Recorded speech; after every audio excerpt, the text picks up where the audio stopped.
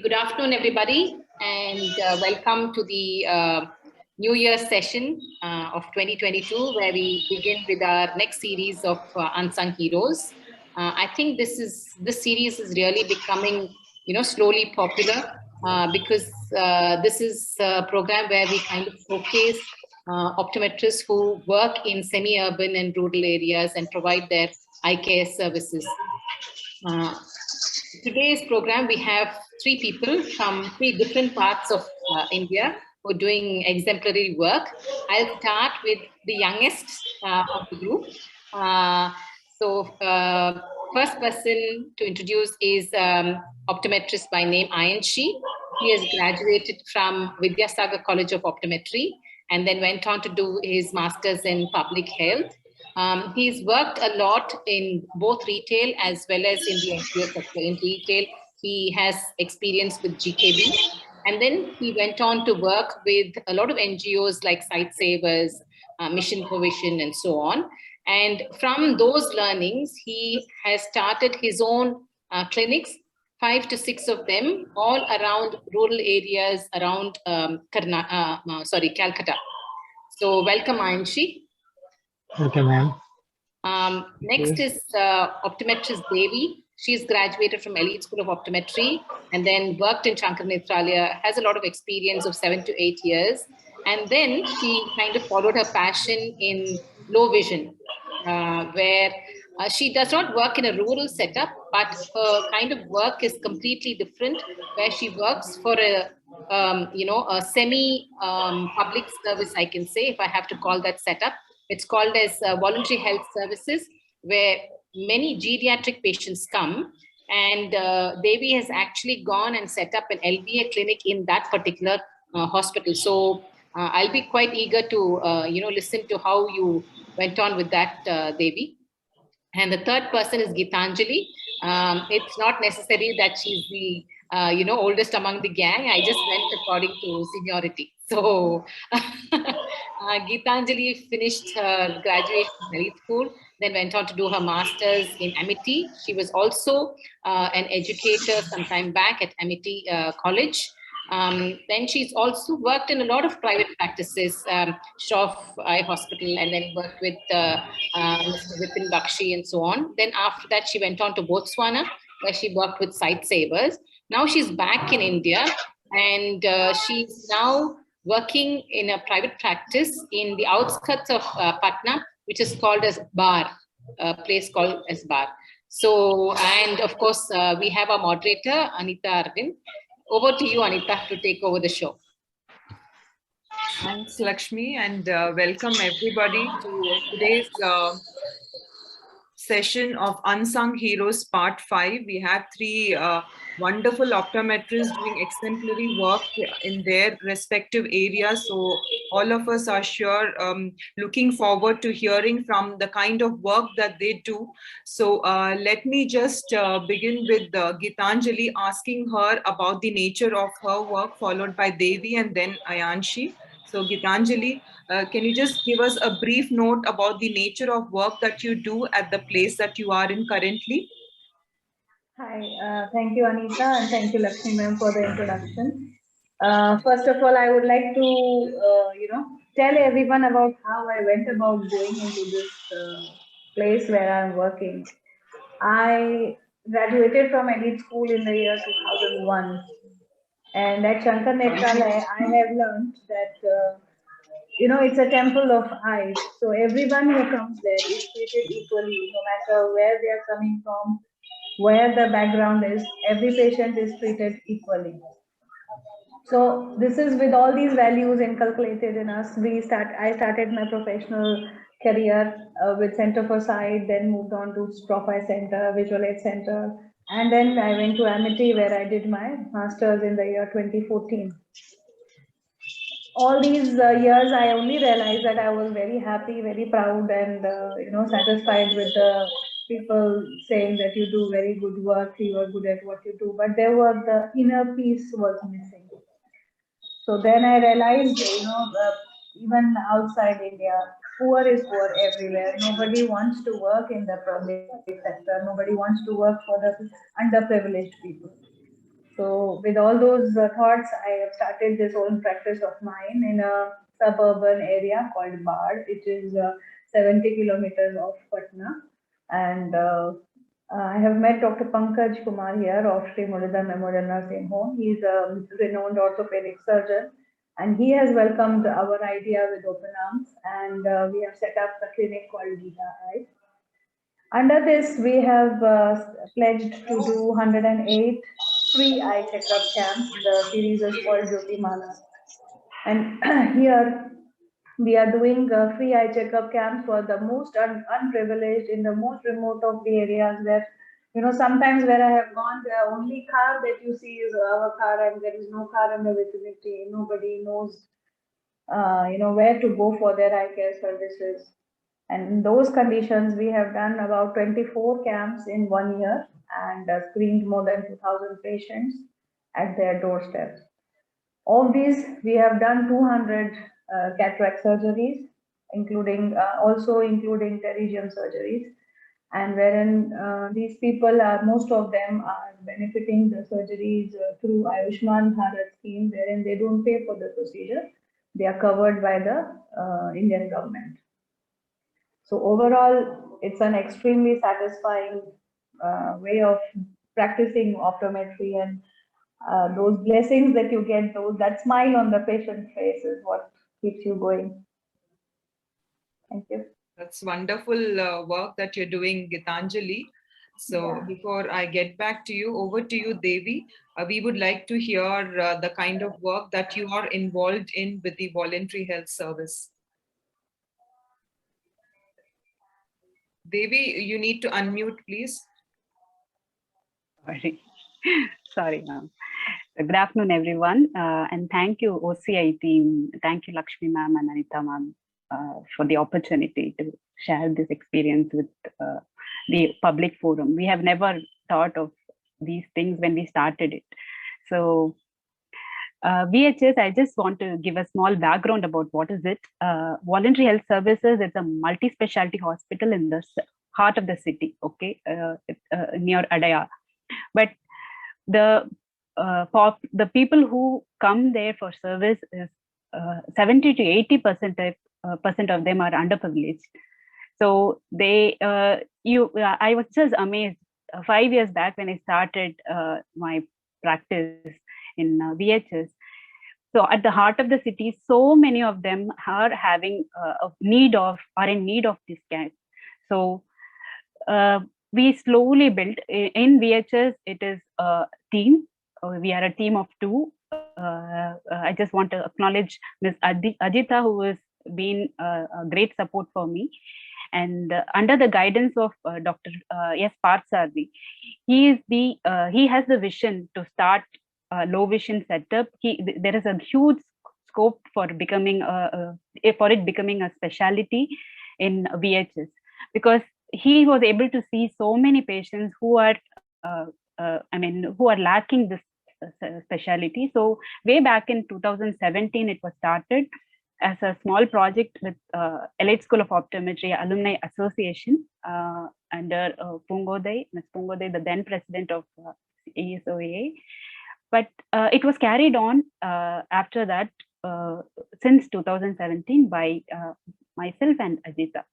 So the basic thing which we taught is like we were learning from each patient, what is their requirement, how to equip our low vision setup from primary to secondary low vision care equipment. So we built it very slowly and consistently. The challenge was to give consistent, equitable care to everyone without compromising on the quality of the care. So this was our motto. So I could proudly say that now it is under the guidelines of WHO that we have all the necessary equipment to provide low vision care, and we are providing. We have got a better infrastructure after the inauguration of Srinivasan Sundara Vision Aid Resource Center. It got a name. We got a better infrastructure, and we were able to equip with all the advanced equipments, and even from basic magnifiers to the advanced electronic devices we are now equipped with, thanks to Vision Aid team. So Vision Aid is a US-based organization which recognized our work and which thought that there is scope for tertiary low vision care center, for a rehabilitative center in VHS. So we are now under that same project, and I am proud to tell that it is an ongoing project, and we are in the next step. So maybe after in the course of the thing, I will just summarize about what is happening. Thank you. Thanks, Devi. That's again wonderful work and nice to hear about the kind of work that you're involved in. So thank you so much. Over to you, Ayanshi. Can we get to hear the kind of work that you are doing? You need to unmute yourself, Ayanshi, before you speak. Thank you. Thank you, OCI team, Anta ma'am, Lakshmi ma'am, giving me the opportunity to share my journey. Actually, I want to say something regarding our optometry background, because when we started our optometry journey as a career, it's will not be feeling shy, because it's not shameful for us now also, because at that time we are not aware for as an optometrist what we can do. We are not aware about that, and as the course progresses, we learn to know that we can do this kind of thing.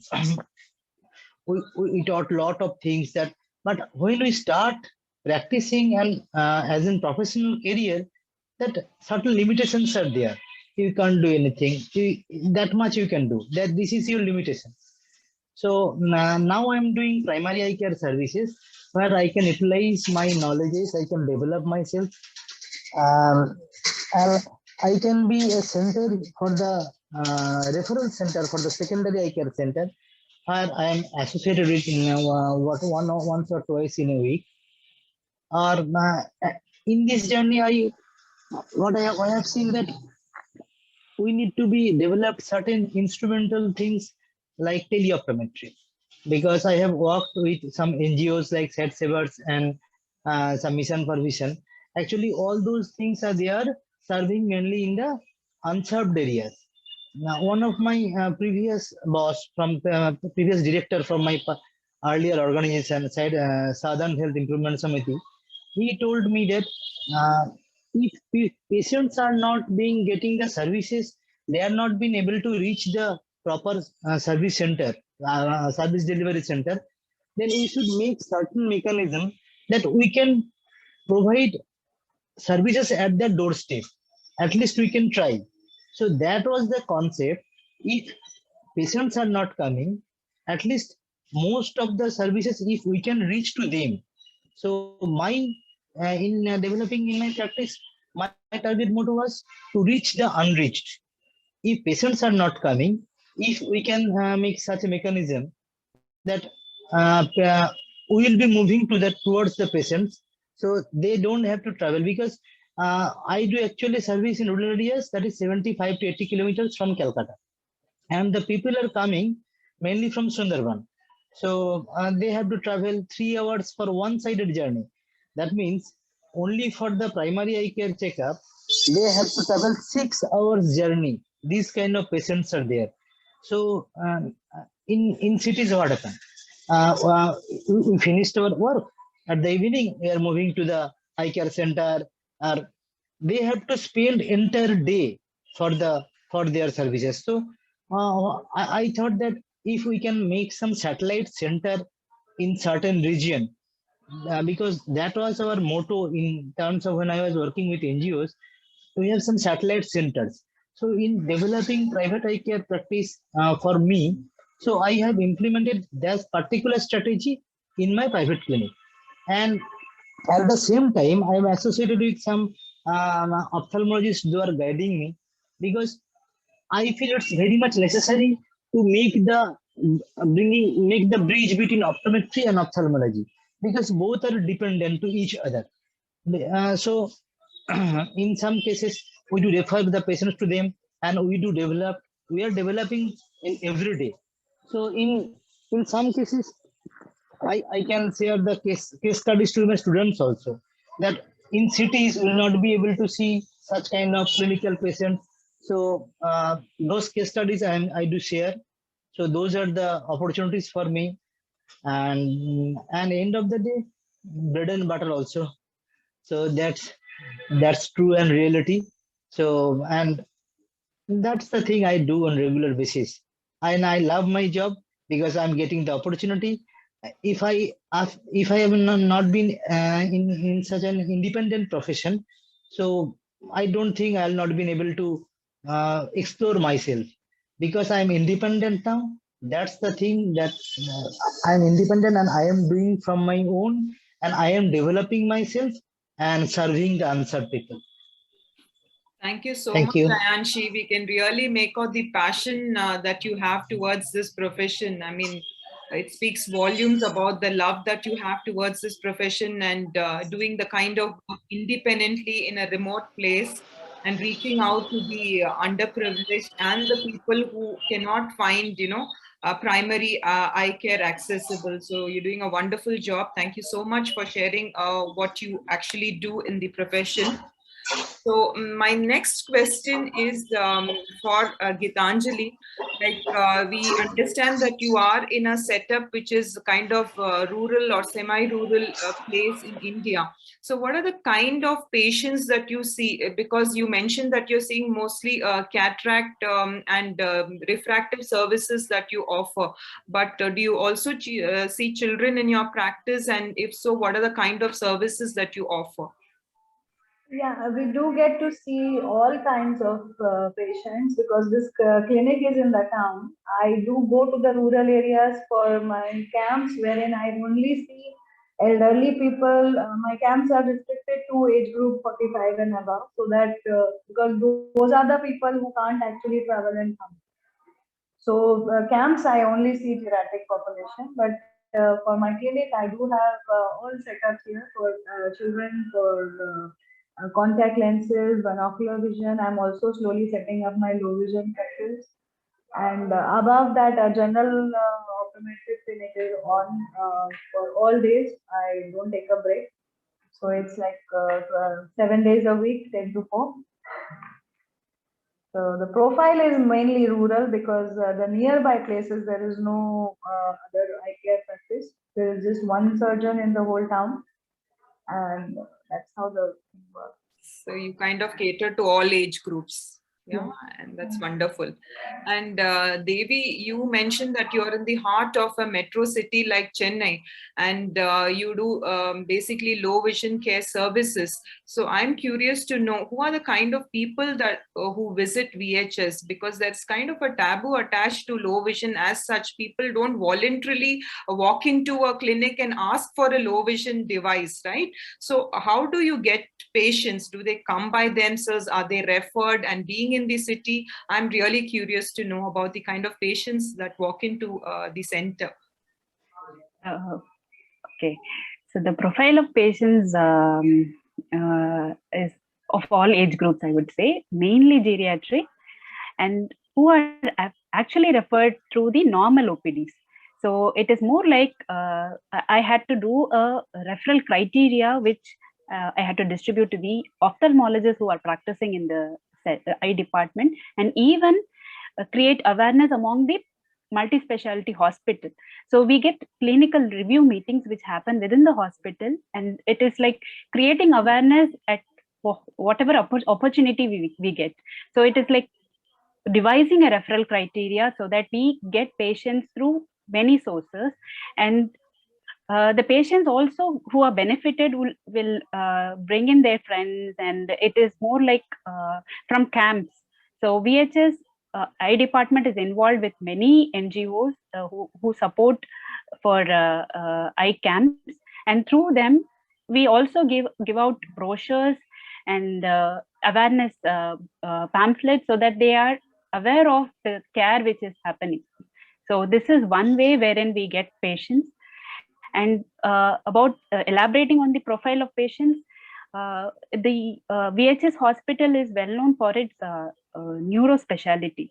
So we get referrals from neuro departments. So in addition to seeing patients who with ocular diseases like diabetic retinopathy, ARMD, and we get patients who have comorbidities and systemic conditions, including neurological conditions like post-stroke and patients who are having hearing impairment.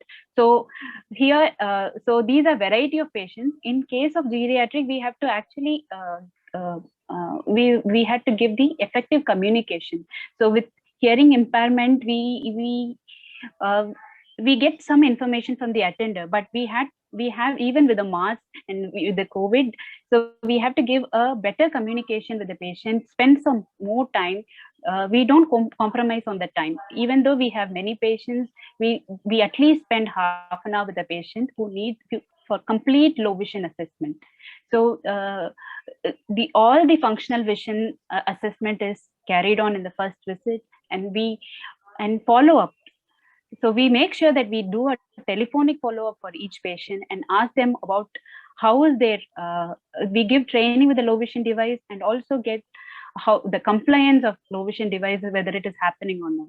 So this is an extra step which we do, which I felt it is very effective for compliance of low vision devices and reappraisal of goals. So for example, a patient with toxic optic neuropathy, she was a college student. For her now, her goal is different, just not to finish college, but to empower herself with computer training, mobile training. So we have to actually reappraisal of goals has to happen in the follow-up visits. So it is more like a continuous process. Each patient, we devise a management plan so that each patient is taken care of in a unique way. Their goals and their vision for what is their abilities. So they become a different person after they at least get 2 to 3 visits of low vision care. So it is more like counseling at first visit and keep on doing in the next visit. So I think I covered the question. That's a lot of work that you're doing, Devi. Very happy to note the kind of work that you're doing. I mean, it sounds very simple that you are based in a city for anybody to know, but the amount of work that is involved, you have underprivileged people, not only in the rural and interiors of a place, but also in the heart of the city that you're catering to. So good to note that. And just to add, these children, I mean, the pediatric group or the adolescent group whom we are looking at, they are actually sons and daughters of painters, and the occupation of their fathers are underprivileged, and they are under below poverty line. So they are eligible for equitable care, quality care, and all these tertiary eye care centers, they are open to many, and also doing charitable. But we need all these equitable care to happen in all places, more like vision centers. Even the peripheral centers of VHS have these kind of equipment, so that they have a referral system. We have 8 vision centers, which is going to happen in the near future, and we have a referral system within the hospital. So it is a continuous process. Nice. Ayanshi, we would like to know the kind of patients whom you see at your clinic, and all those clinics that you have in and around Kolkata. Actually, all kind of patients, but in rural areas, more clinical patients, like less refraction, more disease and primary entrance segment disease cases. But what I have learned and what I have developed in last few years, see, when we started all these clinics, it's not suddenly came up that 6 clinics has been started in a single day. I started with single one. Day by day, when I learned to meet, at that time I was attached with some other institution. As my clinic progresses, and I left all of them one by one. And last one, I am attached with just eye care, where ophthalmologist guided us that I can refer them, and we can get some operations and ophthalmological work over there. But in normal day-to-day life, in normal OPD patients, but in most of the rural areas, in disease patients are most. But what are the challenges in rural areas if I am getting any amyloidic patients? Because in these unreached, unserved areas, what I have come to know after this last 10 years, because basic refraction and refraction associated abnormalities are getting neglected. All the patients are going to the ophthalmologist and they know the doctors are the only service provider. The challenge was for me that in daily life, still I have to face the question, are you a doctor?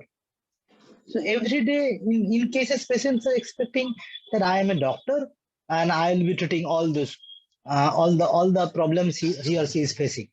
So in India, no, we can expect all the treatment will be done in a single session. They will be expecting all the treatment will be done. So these are the scenario, and those patients are mostly in rural areas. In my vision centers are some eye care, primary eye care centers in those places where I do regular visit. And because they're most of the patients are coming with in now in winter season with corneal ulcer nowadays.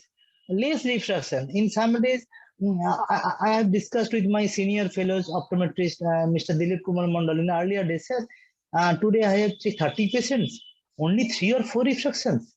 So someday I can forget the refraction. Well, no, see, he told me, no, you can, don't think about that. And in this way, I have developed myself as an anterior segment practitioner also. And in this course, ophthalmologists are the very much helpful, very much helpful.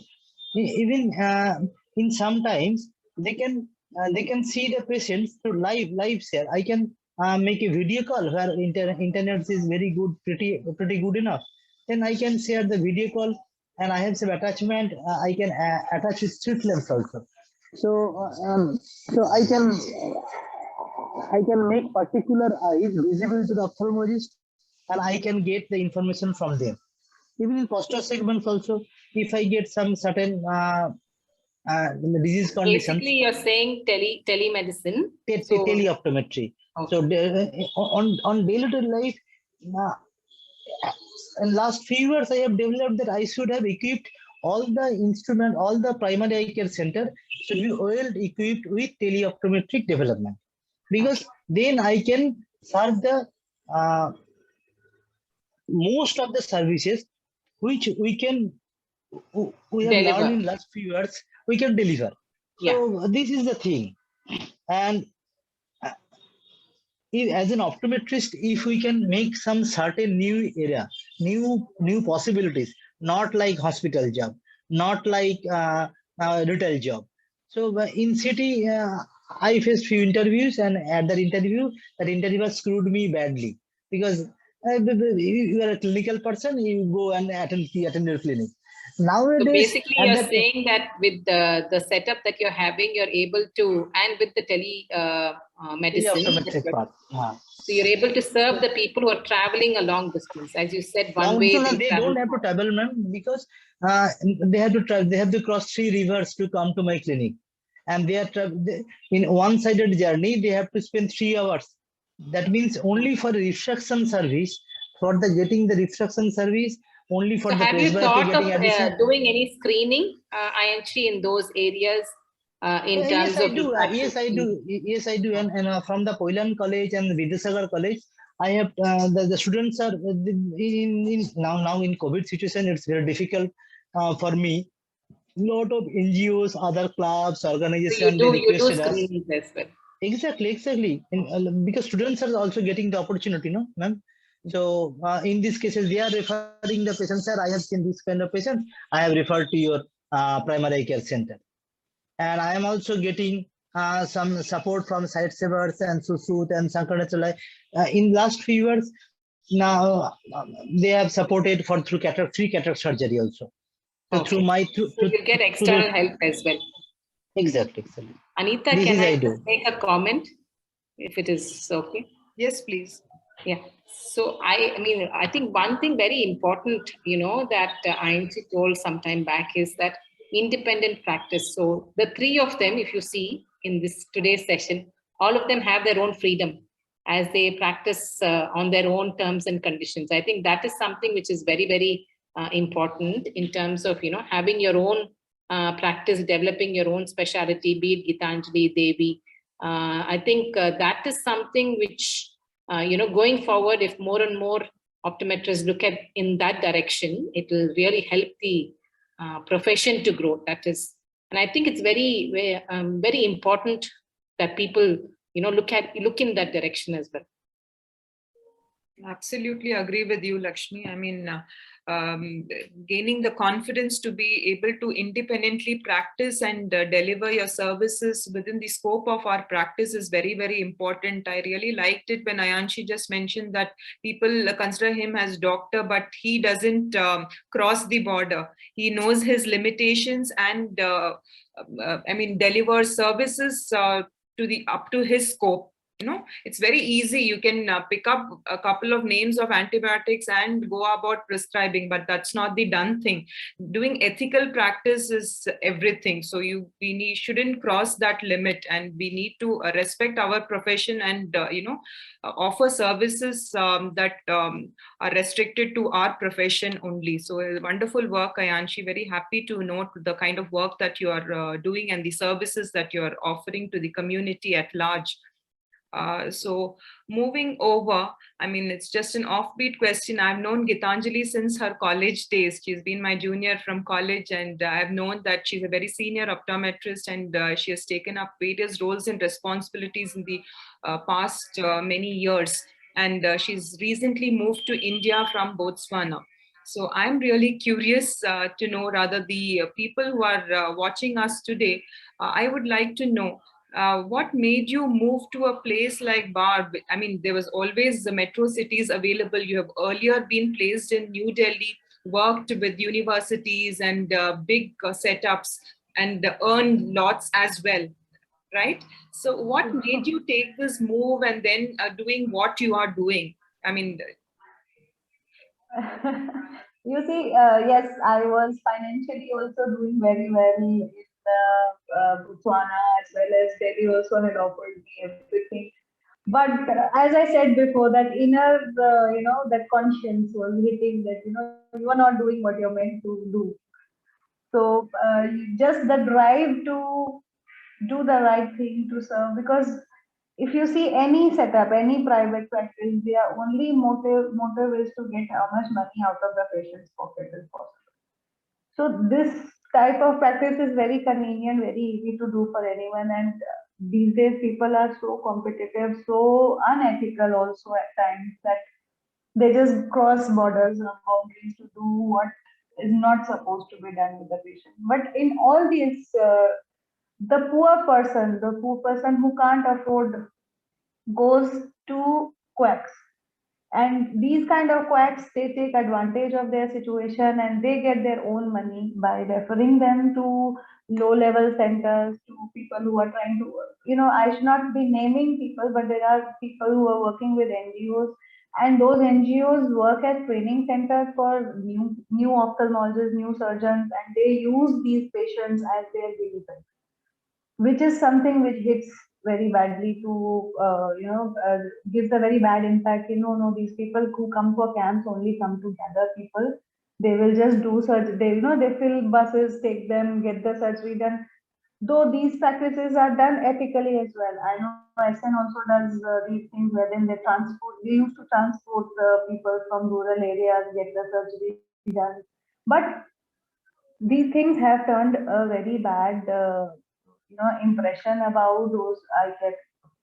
So when I came to know about this place and the kind of quacks who were practicing here, so I thought, no, I must put my knowledge to use to a place which is needing people who are doing correct kind of things to right way of doing. Yes, and as Ayanshi clearly said, even I have faced that question of being a doctor or not being a doctor so many times.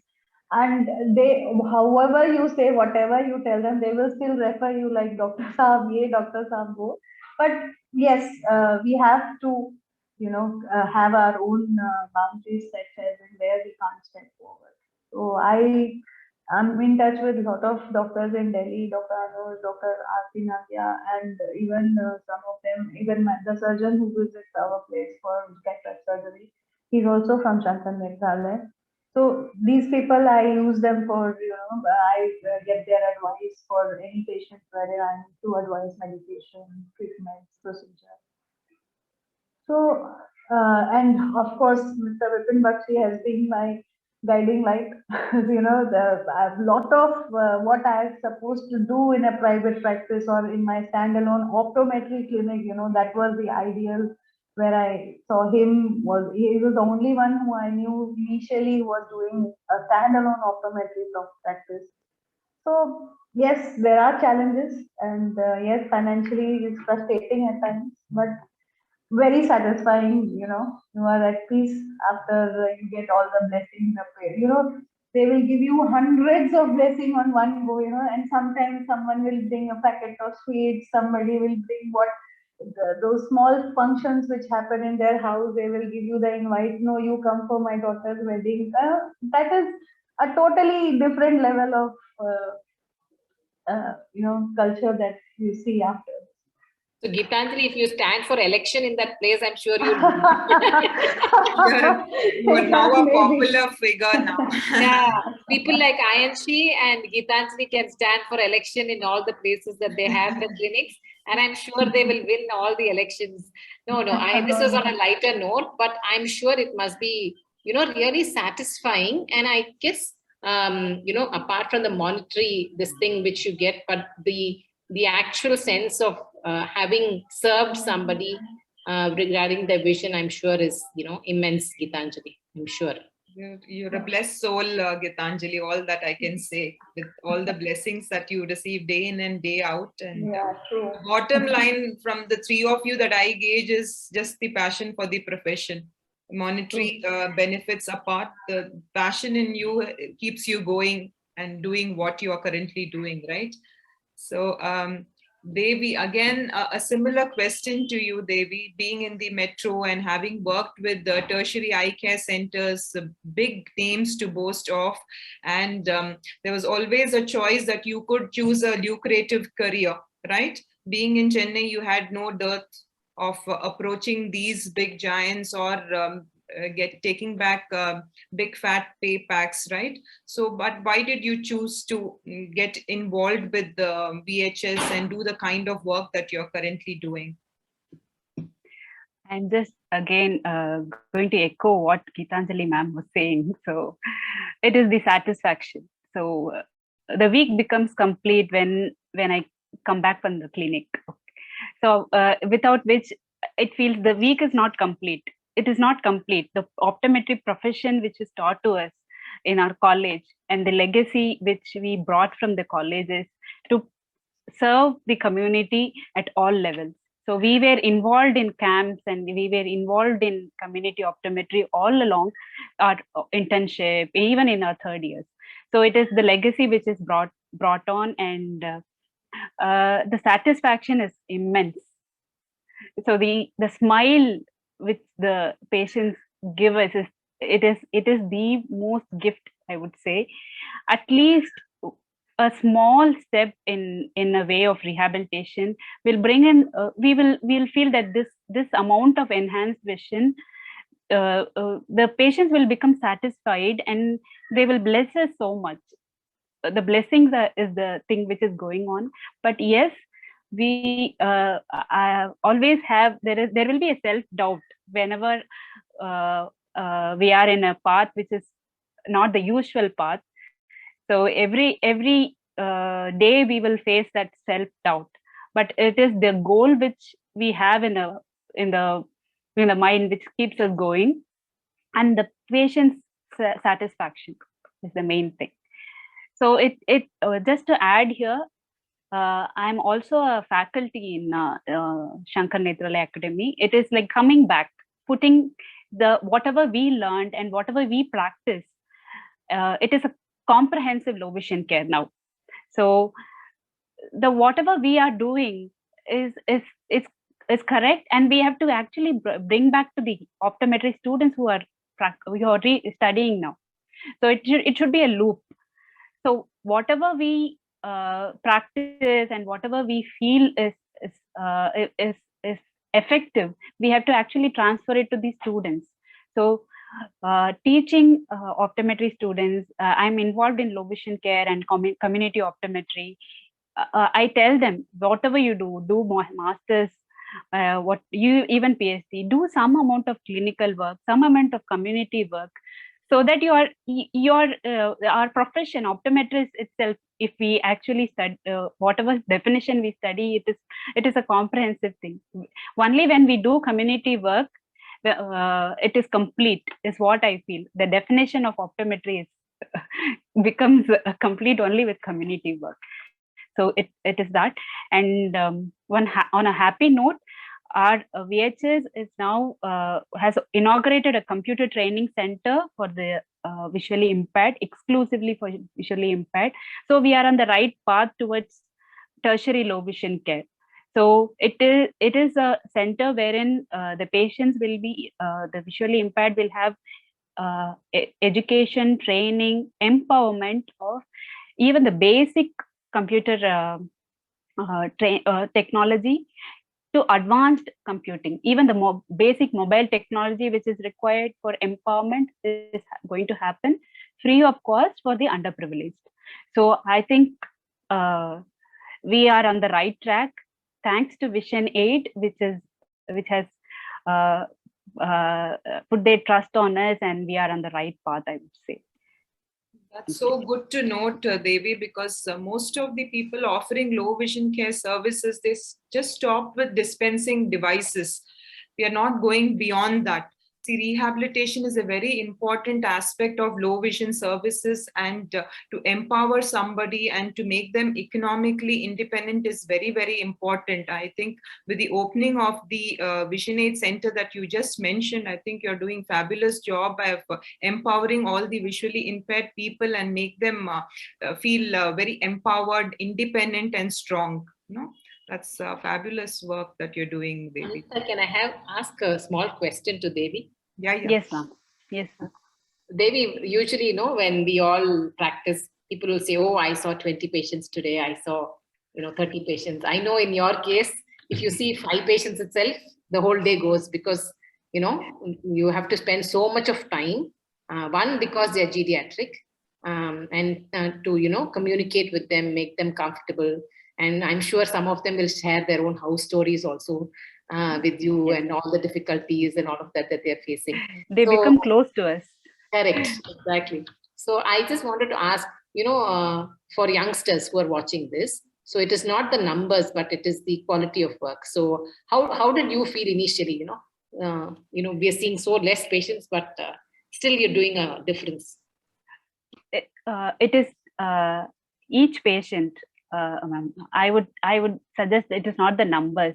Numbers is for screening camps. Screenings we all do, but to give a complete care, we need time. So we spend at least half an hour to 1 hour for a patient. So it is that. But even in, this amount of time spent on each patient, for the last year, we have almost screened 500 patients, out of which we were able to, half of them received complete low vision care assessment. Despite the COVID lockdown, so 2 months have been no patients, clinics were not happening, but the rest of the months nearly half of them received some amount of devices, training, screening for smartphone programs. So smartphone program is one of the initiatives by Vision Aid and Trees of Life, wherein they gave smartphones for visually impaired, and they are now receiving training. So any device, any accessibility tool is incomplete without training. So we believe in that, and we spend time on training. So it is that, and nearly 200 of them have received some amount of counseling, low vision device, training, and referral. So this is a key. If I have a minute, I'll just share this. So we have to develop linkage with all the resources, be it a state or national level resources. We should be step out of the clinic, reach out to them, explain the care which we give. It is equivalent to the care which is given in all the tertiary eye care centers.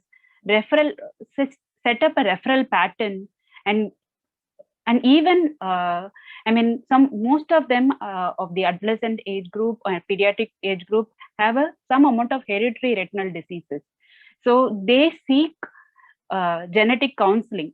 Whenever it is opened up, when we talk about family history, we can ask for if they will have questions about genetic counseling. So in all aspects of linkage, we have to develop a referral system, so that makes it a complete care. So whenever there is an opportunity to expand, and whenever there is an opportunity to develop a comprehensive care, do it without hesitancy, and develop your own system, and prove that quality is important in whatever we do. So this has been my motto. That's nice to know, Devi. So quickly, a question to Ayanshi. Like you mentioned that you have 6 clinics, right? So where are these clinics located? How do you kind of get referrals of patients in those clinics? How do you manage seeing patients in those 6 clinics? Are they independent clinics, or are they attached with some other setups? How are they? See, when I started my all these clinics in initial stage, I have started with 1 or 2. But one of the ophthalmology advised me, you to travel such a long distance to attend more clinics. I was asking him, why? Because I have to focus on every clinic. Well, see, if you attend 3 or 4 clinics in a day, it may happen there are not so much patients in single clinic, but your days will be not in vain. If some particular clinic is not, I'm not getting much more patients, and in some other clinic I can get more. So that particular fellow advised me to attend 3 to 4 clinics in a day. So when I do travel 2 hours in a journey, 3 to 4 hours in a journey per day, that's 70 kilometers from Calcutta. So it's whole day. And in last few years, the days has been programmed like this: 3 days in a week, like Tuesday, Thursday, and Sunday. These 3 days are my clinic day. Then in early and 8:30, I have to board the train. I'll be reaching there by 10 a.m. 10:30. Yeah, and there is a fellow who is assisting me to reach all those clinics. And there is a bike over there, and we both the people, he is assisting me in different clinics. So I have to travel around 30 to 40 kilometers in that particular location to reach those particular 4 clinics. So all the day I do travel through bike and attend those clinics. And end of the day, I do come back by, and I board the train by 7 p.m. and reach by 9 p.m. This is the whole day, and I do attend this particular 4 clinics, and as well as 2 days or 3 days in a week. So I can amalgamate them to permit them to other days. These are the things I do on a regular basis.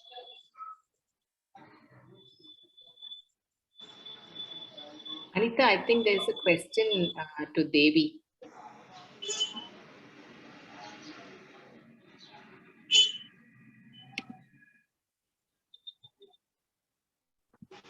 You're muted. You're on mute.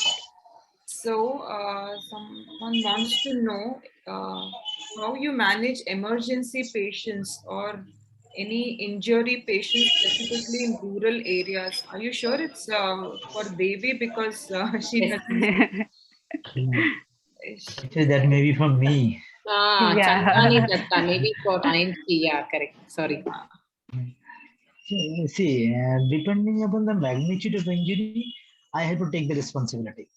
I need to know, actually, some of the cases they are pretending. At first, we have to know the legal procedure. If there is any police case, we should not attend. We should first, we want them to attend first at a government hospital. If some blunt trauma or some family problem because they are a hidden collision or some injury, uh, we need to know if we have been able to attend that particular fellow or not. That's the legal case, because once we attend that particular clinic, particular patients. After that, if any kind of legal procedure has been done, then we have to face the consequences. So that is the primary thing I do in every cases, because I face such a problem. I treated that particular corneal abrasion, and after complete this treatment, the patients came to me after 2 weeks. Sir, you have treated me, and you have to write all those details. Whereas I have been, my eyes was been scratched through particular trauma, so we have to read all them. I am not that particular fellow. I can not get, I have not provide any kind of certificate like that. You do it. So those are the lessons I have learned. At first, in case of emergency patient, if we can attend or not, the first thing. If we want to, that is the some other thing we do follow in regular basis.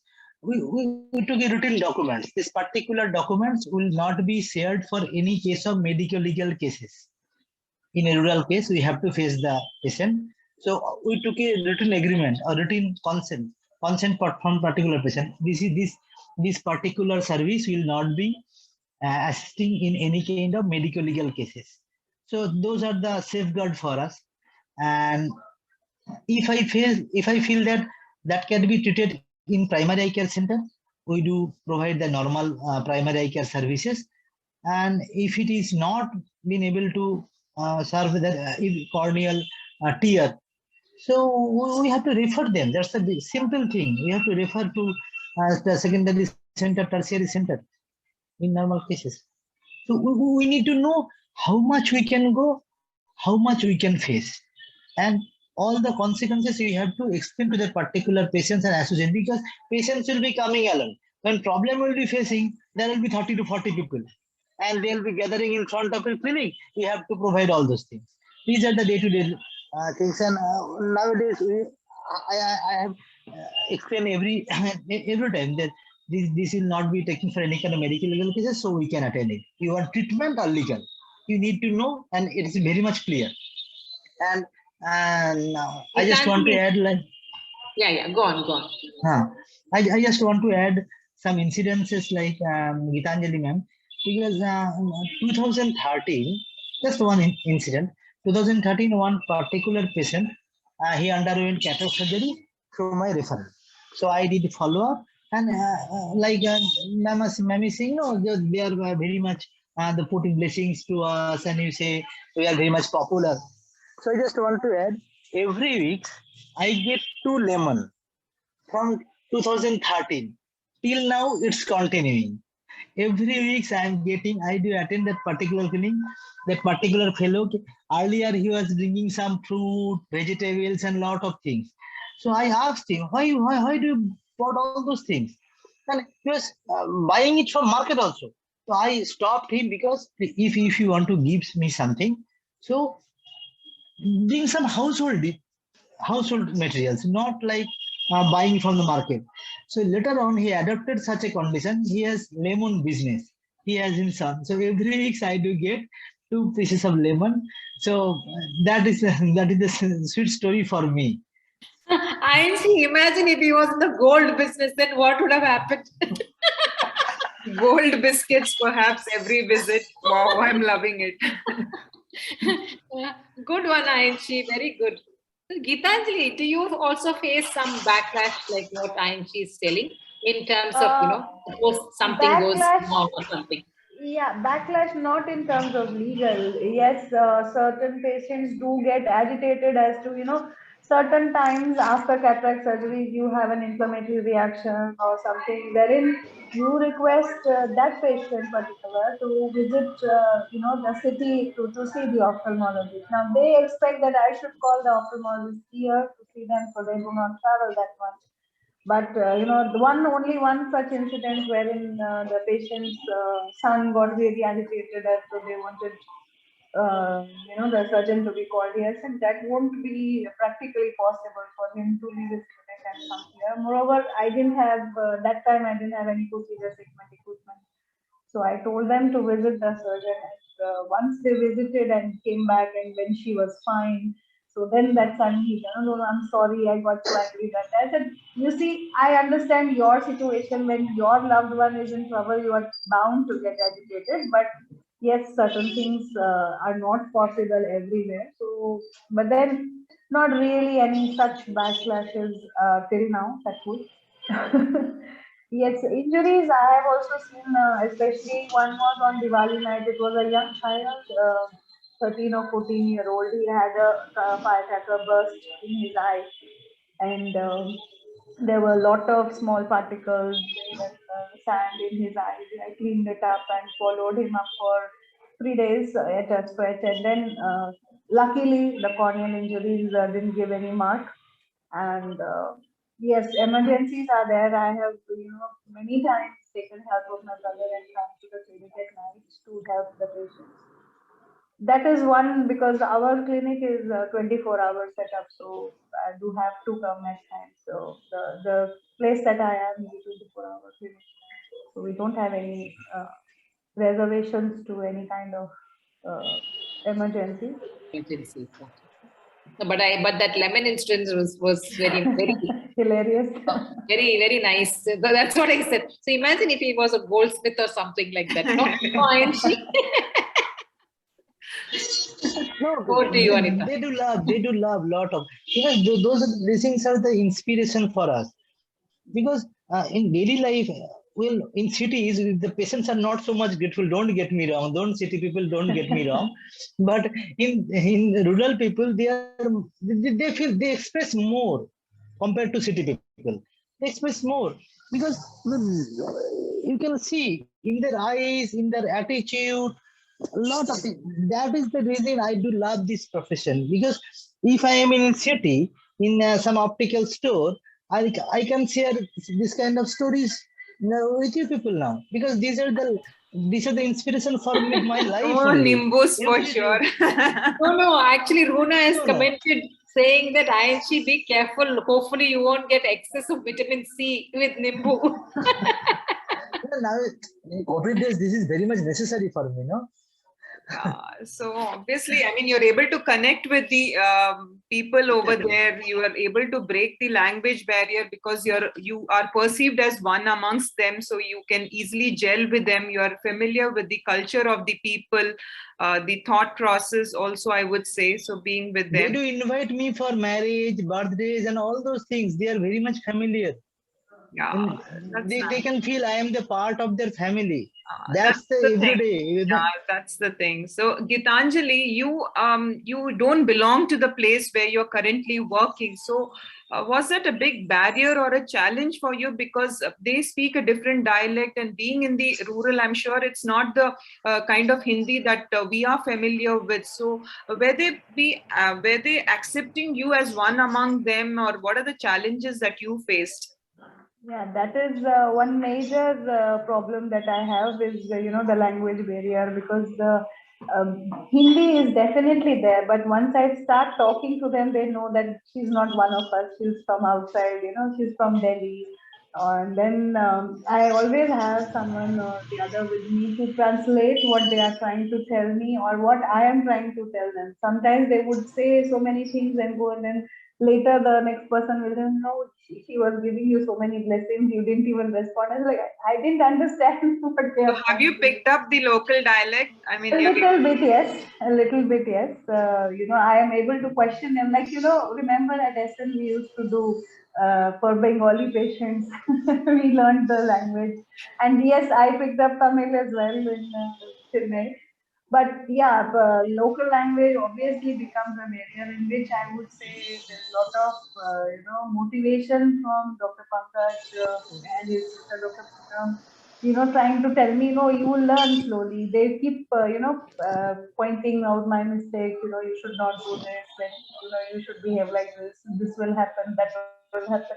Lot of corrective behavior has to be done. But yes, it's a nice language, very sweet one. oh, nice. I mean, I think we had a lovely session, Lakshmi. Won't you agree? Got a lot to Absolutely. learn from the three of them, the kind of job that they do. I mean, very interesting. I mean, you are not doing the typical jobs that everybody would expect out of an optometrist. I mean, in different locations, and the kind of varied activities that you're involved it's really fabulous, and we're so thankful for to the three of you for having taken your time out in your busy schedules and joining us today and sharing your experiences with all of us. I'm sure the audience who are watching us live today are equally enjoying this session as we have enjoyed the past 1 hour. So I guess we call it a wrap now, and we look forward to connecting with you all in the near future also. But before we leave, what is that one message that you would like to say to the audience who are listening to you? Devi, can we start from you?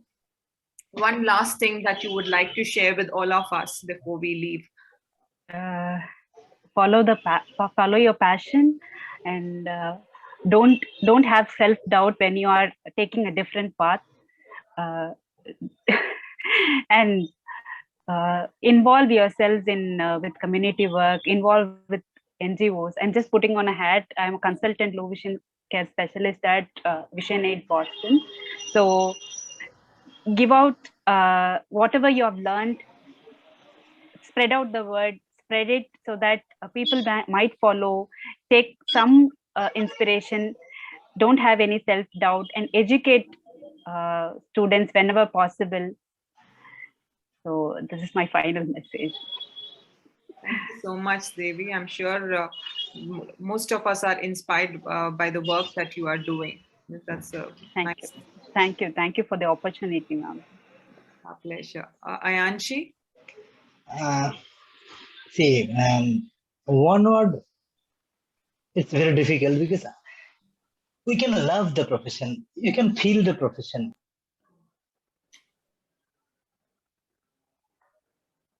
I guess there was a network problem. Sorry. We lost you in between, Ayanshi. Sorry. Actually, if we love the profession, if we can feel the warmth of the profession, sometimes I do feel where I'm standing in front of sea. There are a lot of things I can learn. Sometimes I feel why on the earth it travels 24 hours in a why is 24 hours in a day? Why it's not more than that? I have missed out a lot of things. In earlier days in my college, I have dreamed myself I'm standing inside eyeball. I can see the cornea at my forehead. I am leaning down like to the antechamber. So I'm traveling all around the antechamber. So every day, if you can feel yourself, if you can see the what we can do, lot of things, lot of opportunities are there. People are saying that this is the small spaces, opportunities are not there. Opportunities are in front of us. We are not being able to see them. If we can see them, if we can feel them, lot of entire life we can spend through explaining, feeling the warmth of the profession, and a lot of things. I can spend all the day. I can regarding my really profession. sense your thirst for knowledge, Ayanshi. I mean, you seem to be a lifelong learner, and that's the reason you're doing the kind of job that you are doing. So, I mean, daily life, I want to develop such a kind. I was starting to develop optometry private practice module. That is under process. Later I can share optometry private practice module. That I was starting in last few years back, but later on these are through the sharing with these people. I am getting motivated to complete that optometry private practice module. That an optometrist, how much we can do, what are the procedures, what are the opportunities we can take care of. And in some cases, ophthalmologists are getting astonished. What do you do? What are you doing those pictures like fundus photos? I told them, see, I do share with my students. You do share with these photos with the students. They, give all this to us. I will take the DNB exams. So those are the inspirations for me. They are taking my photos for DNV exams, and I do at the same time sharing those photos to my students. And another thing, ma'am, I just want to add on.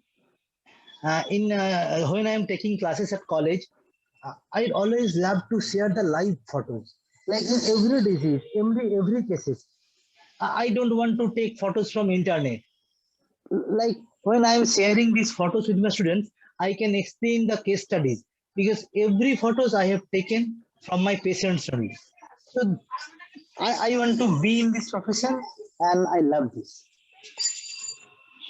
I'm sure your students thank are you, all Shiva. blessed to have a teacher like you, Ayanshi, who's so dedicated and who's so passionate about the profession. Great work, Ayanshi. Thank you so much. Thank you, ma'am. Thank you, Shiva. But if I can share Gitanjali, all those things. one last Yeah, message from you. one last message should be integrity. If you remain honest, things will always fall in place Yes. for you. Just keep honest with what you're doing. Don't cheat with the patient. Don't cheat with yourself. If you follow your passion, if you do it in honestly with all your heart, things will always fall in place. And that is what I learned from my Dr. Pankaj. He has been doing it for 20 years in one place where there is, he had that, oh, I have to run it here. I have to do it for my country, for my place. And that's what the whole family has been doing, his sisters and gynecologists here. So, yes, just be honest with your profession. Things will come to you on their own. Awesome. And yes, thank you so much, Anita. Thank you, Lakshmi. Thank you to OCI for giving me this platform to talk. Nice. Thank you. Yeah, I think we are very blessed. Anita and me are very blessed, I think, to be part of this and to share all your experiences. Post-COVID, if I get an opportunity, I'll definitely want to visit all the 3 places where all of you are Most working. welcome. Welcome. You're most welcome. welcome. Yeah, definitely inspirational, all of you. It's open to everyone, so we are all welcome to see Thank you what so we much. have been trying to do. So thank you, ma'am. Thank you so much once again, Ayanshi, Gitanjali, and Devi, for the fabulous work that you are doing. Please continue doing what you are doing. More power to you guys. And with this, we wrap up today's session, and we look forward to the forthcoming sessions from OCI. So until then, bye-bye, and take care and stay safe, all of you. Bye-bye. Happy New Year, Thanks, all of you. Happy New Year. Happy New Yes, Year to ma'am. all. New Year Happy wishes New to Year. everybody. Bye-bye. Bye. Bye.